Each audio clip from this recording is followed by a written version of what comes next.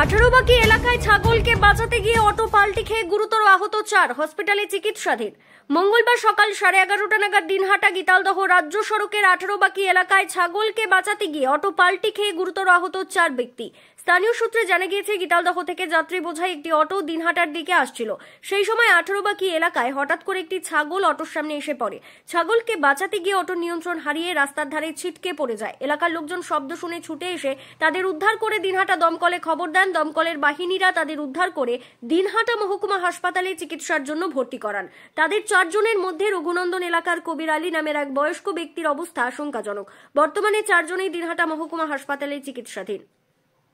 কিভাবে অ্যাক্সিডেন্টে করছে, ও গাড়িতে ঘুরছিল, ছাগল একটা আছে, টেম্পু 3 চাকা টেম্পু, আর ওই ছাগল একটা আসতেছে, ওই ছাগল বাঁচাতে গাড়ি আর পাল্টি ঘোয়া ফেলে দিচ্ছে, একদম গাড়ি কাটতে ভেঙে আমরা যদি ওখান থেকে পরিষ্কার করি কোন ভিতরে আটকে গেছে। কোন জায়গায় ঘটনা হয়? 18বাকি কোথা থেকে আসতেছিলেন? আমরা গীতালদহ থেকে আসতেছি। 18বাকি? হ্যাঁ, 18বাকি। কি নাম আপনার? আমার নাম আব্দুল সত্তার মিয়া। কয়জন নিয়ে আসলো ফায়ার ব্রিগেড? ফায়ার ব্রিগেড আমাকে তো 4 জন নিয়ে আসছে। 4 জন না? 4 জন নিয়ে আসছে।